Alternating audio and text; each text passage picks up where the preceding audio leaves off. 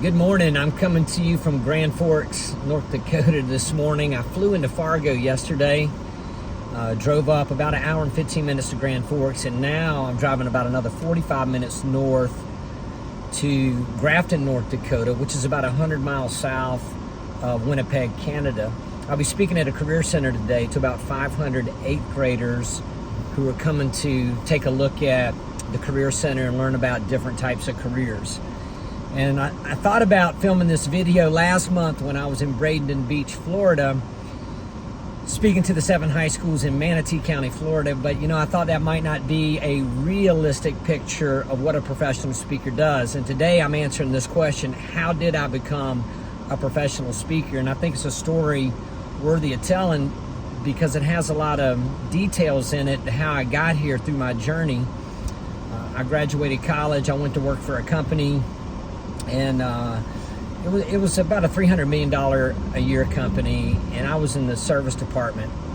And I'd been working that job for probably about 10 years and really learned a lot along the way. But at that time, in that moment, I was like, what am I doing? I felt like I was a dog chasing its tail and just wanted to do something different with my career. And I actually have a little bit different perspective on that in retrospect now. But I was that guy that every Sunday afternoon about 4 o'clock, I'm starting to get that sick feeling in my chest. And I'm thinking I have heart trouble, but that's not the case. I really had anxiety. I didn't want to go to work on Monday. And so I did what a lot of people do. I got online and started looking at job search engines. And at that time, the number one job search engine in the country, and maybe even the world, was Monster.com. And so I'm scrolling through. And this is about late 2004, really. I'm scrolling through, and I find this ad for motivational speaker. Now, I don't consider myself a motivational speaker, and this is how we feel about that. I kind of take Jim Rohn's philosophy in that you got to be careful with motivation, because if you have a lunatic and you motivate him, now you got a motivated lunatic, and we got enough of those running around for sure. But the ad said they would put me in front of students, high school students, and all you had to do was send in a video of yourself speaking for about 5 minutes. And if they liked you, they would contact you, and there'd be an interview process. And if they didn't like your video, you'll never hear from them again, and they get to keep the video. So I was a little bit concerned about that because, first of all, I didn't know who the company was. They never said in the ad who they were. But and then I'm like, I don't know how I feel about them keeping my video. So I totally dismissed that job ad, kept working the job. 3 or 4 months later, I'm back on the computer one morning on Monster.com looking for a job, and that same ad pops up.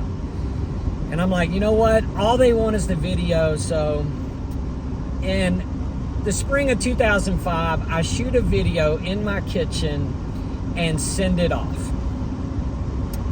Don't hear anything for a while. So I'm still online looking for jobs, and I have to pause here in the story and take you back to my college days when I was a bellhop at the Adams Mark Hotel in Columbia, South Carolina. And my job would be to wait at the front door of the hotel. When cars pull up, we would greet them, take their bags, put them on a cart, wait for them to park, and then we would take their bags up to their room with them. And it actually made pretty good money. You had tips, you had an hourly wage, and I enjoyed that job. But somewhere while I was doing that job, I started to wonder, who are these people that are pulling up and I'm carrying their bags to the car for them? And I could obviously tell they were successful people. And I'm like, well, how do I become one of the people pulling up in the car, getting my bags took up to the hotel room? So I started to have this daydream, and I would have it every day. I had this dream that, you know what? One of these people that I'm taking their bags up to the room is going to discover me. And so I treated every guest at the hotel as if they may be that person. And well, what that did for me was it gave me, I actually earned more tips because I was trying really hard to impress these people, but they're probably thinking I'm doing it to earn tips, when the reality is I'm hoping one of these people is going to end up discovering me, seeing what a great talent I was, and they're going to hire me. That did not happen. So, but I tell you what it did. I earned good tips. That job ran its course. I graduate college, and I go into this job. Let me take you back to hunting for work. So, after I send my video off, I'm still looking for a job. I come across this ad, this like the perfect job for me. And I send them my resume. The HR person contacts me and says, hey, we'd like to interview you at the location. We love your resume. On paper, you look like the perfect person. And so a few days later, I meet with the HR manager, and we do the interview, and she says, hey, I like what I see, but I don't make the final decision.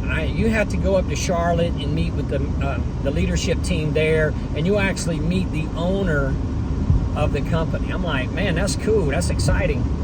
So I drive up to Charlotte, meet with the management team. That interview goes great. And then they say, hey, we want you to meet the owner. They go and grab the owner. When he walks in, he looks right at me, shakes my hand and says, hey, I'm Buck McQuaig. If you want to get rich, go sell insurance. But if you want to make a good living, come work for me. And what Buck didn't know right in that moment is, I've been looking for Buck for the last 12 years. My mind went back to that kid who was the bellhop trying to meet the person that's going to discover them. So he doesn't know I'm already sold. And he says, hey, look, my number one here in Charlotte's going to walk you around, show you the facility here, and come back up here and talk to me when you're done. So he came and got me, toured me around the facility, and he said, listen, man, this is a great company to work for. Buck takes care of us, gives us huge Christmas bonuses, and he really enjoyed working there. And I'm like, wow, this is so cool. I'm excited. Go back to meet with Buck upstairs, and he says, hey, so what do you think? You want to come to work for us?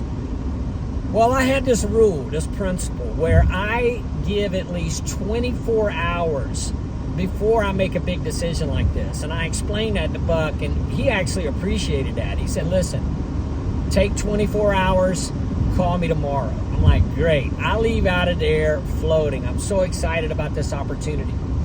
When I get in my car, and I left my cell phone in my car, there's a voicemail on my cell phone. And the voicemail is from the speaking company that I had sent my video to. And I called them, and they said, hey, and I'm on the way back from Charlotte to my house having this conversation with the manager, and she's telling me a little bit about the opportunity. They like my video, and the next step would be they would send me a script, and I would have to learn the script, fly to Cincinnati, and then audition in front of their hiring team. And I said, okay. I knew in that moment that I was not going to work for Buck McQuaig. The guy I had been looking for the past 12 years, the opportunity's right in front of me. It's a known entity, known opportunity to go and explore this little known opportunity that paid very little money, that you had to put a lot of work in on the front end to receive very little reward at the time. But it's kind of like a faith thing. I was compelled to do it. So I had to call Buck McQuaig back and say, listen, I'm not going to take the opportunity. I have this other thing that I have to pursue. And what that also meant was I was going to have to stay in the business I was in that I was trying to get out of for even longer. And sometimes in your career, you're faced with these situations where you stand at the fork in the road. You know, Yogi Berra said, when you come to the fork in the road, take it. But you have to make these hard decisions, and sometimes you don't know where they're going to go. And that was the beginning of my speaking career, and that's going to be at the end of this video. And so I would call this probably part one. In part two, I'll tell you what happened when I flew to Cincinnati and how I became a full-time professional speaker. Until then, take care. Good to see you. Turn learning into earning and your passion into your paycheck.